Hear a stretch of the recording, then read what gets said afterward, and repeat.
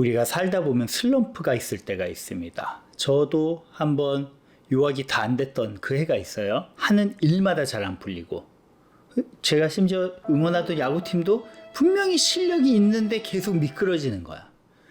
그러다가 무한도전을 한번 본 적이 있어요. 그 당시에 무한도전이 워낙 인기가 있어가지고 보는데 막 이 친구들이 깔깔거리고 웃는데 갑자기 저는 눈물이 나는 거예요.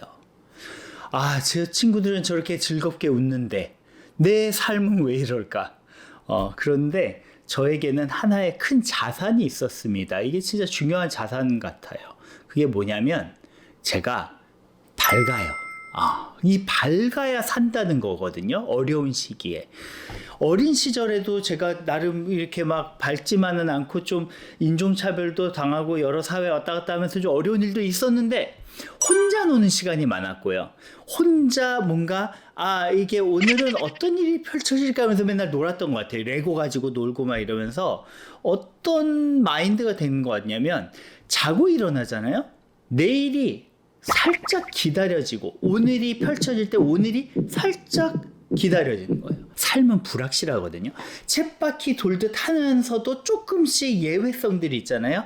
그거를 밝은 마음으로 기다리는 거죠. 사소한 것에서부터도 그걸 재밌어 하는 거예요. 이런 것들이 정말 중요한 것 같거든요. 청년 자살률이 우리나라의 OECD 1위라고 하잖아요. 꽤 됐고요. 10대, 20대, 30대, 40대 사람들이 왜 죽지? 가장 죽는 원인 1위가 되는 게 자살이에요. 제가 대학교 와서도 한국 대학교에서 많이 느낍니다. 저렇게 재능이 많은 친구들이 아마 어두운 친구들이 좀 있거든요. 마음이 굉장히 안 좋은데 이게 사실 구조적 문제죠. 자원적으로는 청년 실업률이 왜 이렇게 낮은가에서 출발해서 이제 고민을 해야 될 것이고, 문화적으로 왜 이렇게 성취 중심으로 경쟁 문화가 있어, 다 중요한 얘기인데 일단 구조가 바뀌기 전에 구조가 잘 안 바뀌던데 나라도 어떤 대비를 해야 될 거 아니에요. 제 생각엔 그 밝은 에너지가 너무 중요한 것 같습니다. 교육에 있어 무엇이 가장 중요한가? 영어 중요하죠. 어릴 때 영어 잘하면, 저도 어릴 때 영어 유치원을 다닌 셈이죠. 왜냐하면 미국에 있었으니까 미국 유치원을 다녔죠. 그러니까 영어 공부하는 게 수월했던 것 같아요. 수학도 중요하고 논술도 중요하고, 논술 진짜 중요하고, 선행도 중요하고, 예습 복습 다 중요하죠. 근데 가장 중요한 게 뭔지 알아요? 이 공부를 진짜 확 깨쳐서 잘하려면 호기심이 있어야 돼. 약간 재밌어야 돼요. 굉장히 잘 가르치는 학원이나 강사 선생님들이 갖고 있는 그게 뭐냐면 학생들의 호기심. 뭔가 이게 좀 처음엔 지루하고 재미없게 막 공부를 시작했는데 뭔가 재밌기만 하면 굉장히 오래 할 수 있거든요. 그래서 성적보다 중요한 것 같아. 어릴 때 일어나서 뭐 할까? 오늘은 어떤 재미난 하루가 펼쳐질까 하면서 밝은 에너지를 뿜는, 이게 정말 중요한 것 같습니다. 특히 유년기, 청소년기를 재미없게 보내는 거는 정말 아닌 것 같아요. 나중에 삶이 이렇게 굴곡이 있을 거 아니에요. 슬럼프가 있을기도 하고. 근데 밤에 막 우울해 있어. 그러다가 푹 자고 일어나서 아침에 또 밝아 있어. 오늘 뭐 할까? 이런 게 얼마나 큰 자산인데요. 저희가 갖고 있는 그 유일한 그 자산, 그게 정말 큰 힘이 되거든요. 공부도 마찬가지고, 이 지루하게 공부할 때는 절대 어떤 그 분야의 벽을 깨칠 수가 없습니다. 영어도 마찬가지고, 사실 운동도 중요해요. 공부에 있어서도 그런데 이 밝은 에너지를 위해서는 사실 아침에 막 뛰고 축구도 하고, 아니면 막 그냥 놀이터를 뛰어다니, 이런 것들이 얼마나 마음에 쌓여 있는데, 저는 어릴 때 막 뛰어다니던 기억이 있거든요. 그게 무의식적으로 새겨져 있는 것 같아. 그래서 약간 밝아집니다. 그때를 떠올리면. 미국에서 왜 여학생들, 남학생들 상관없이 고등학교 때까지 계속 운동을 시키잖아요. 이게 아이들이 밝은 거랑 관련이 있다고 생각을 해요. 그런 식의 어떤 밝은 에너지를 위해 운동도 계속하고, 공부할 때도 호기심을 잃지 않고, 이게 중요한 것 같습니다. 프리드리 니체, 제가 좋아하는 학자인데 거기에 제일 유명한 책이 짜라투스트라는 이렇게 말했다의 첫 장에 있는, 제가 틈만 나면 이게 친한 학생들한테 얘기해주고 싶어하는 그 일화가 있는데, 낙타, 사자, 어린아이의 변흉을 겪거든요.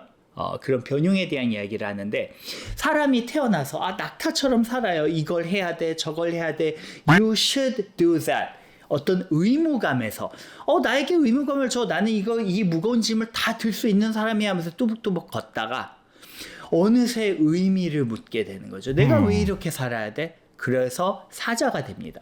기존에 나에게 짐을 지어줬던 거대한 용과 맞서 싸우기 시작해요. 내가 왜 해야 돼? 이게 사춘기 때 또 오고요. 한 중년이 돼서도 온다고 해요. 계속 너무 그냥 의무감에만 살던 사람들이 갑자기 세상이 날 속인 것 같은데 내가 의무에 의해서만 계속 살다 보니까 어느새 늙어 있는데 이렇게 된다는 거죠. 그럴 때 니체가 말하는 게 어린 아이로 돌아가야 된다. 그 놀이를 해야 돼. 삶을 놀이로서 대해야 된다. 호기심을 잃지 않아야 된다.